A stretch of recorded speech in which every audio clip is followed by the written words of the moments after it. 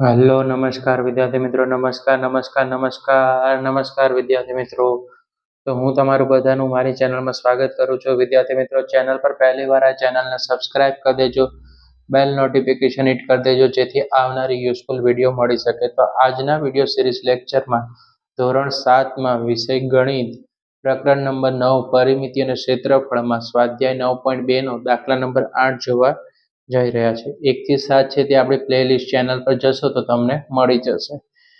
જો પોલિશ કરવાનો દર 15 મીટરનો વર્ગ હોય તો 1.6 મીટર આમાં વ્યાસવાળા વર્તુળાકાર ટેબલ પરની સપાટીનો પોલિશ કરવાનો ખર્ચ શોધો. હવે તમને શું આપ્યું છે?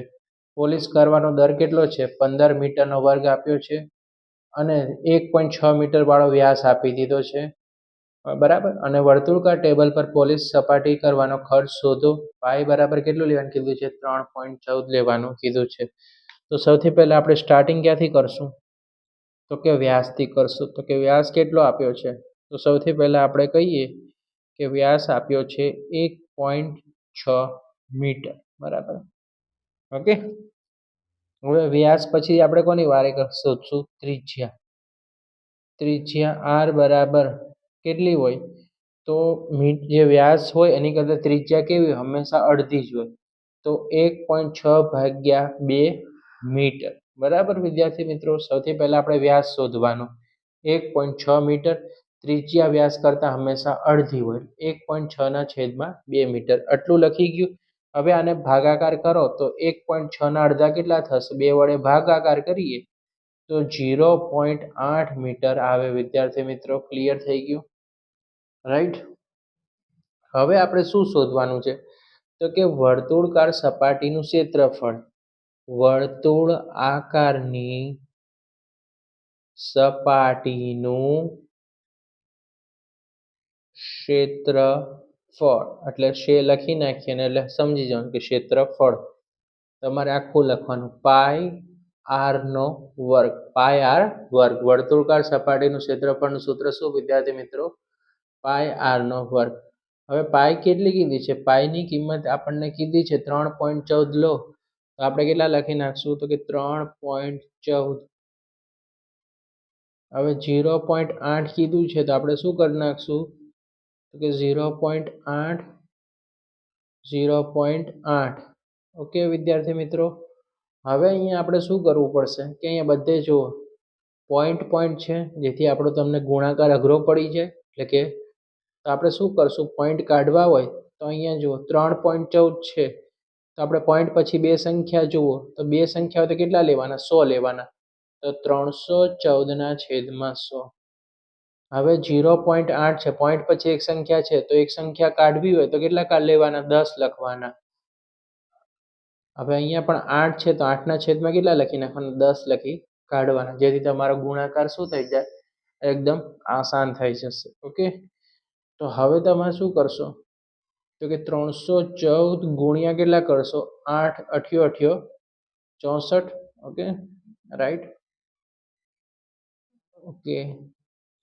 સૌથી પહેલા 0, 4 × 6 = 24, 2 વધી પડી, 6 ને 2 8, 3 6 કેટલા થઈ જશે વિદ્યાર્થી મિત્રો? 18 થઈ ગયા.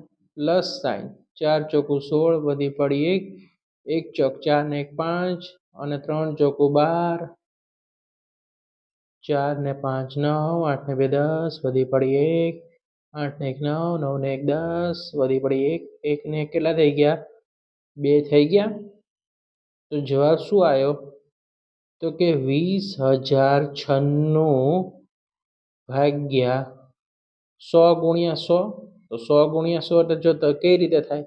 તો 100 × 100 એટલે આ તમારે કરવાનું.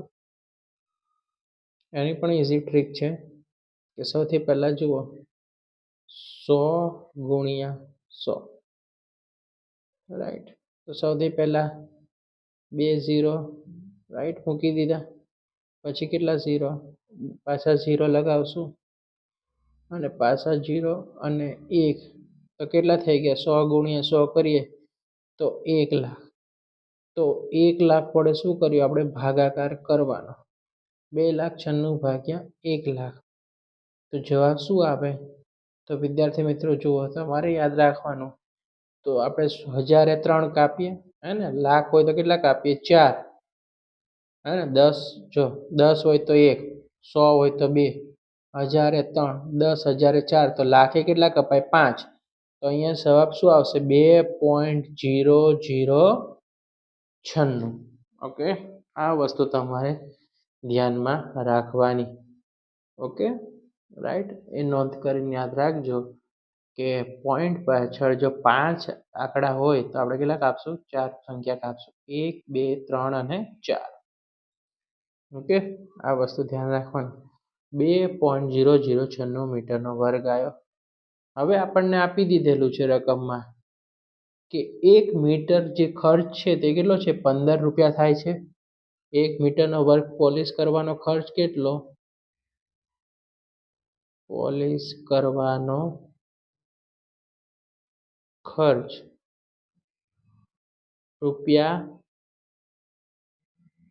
15. તો આપણી પાસે કેટલી છે? તો કે 2.0096 મીટરનો વર્ગ પોલિશ કરવાનો ખર્ચ. પોલિશ કરવાનો વિદ્યાર્થી મિત્રો શું છે? ખર્ચ.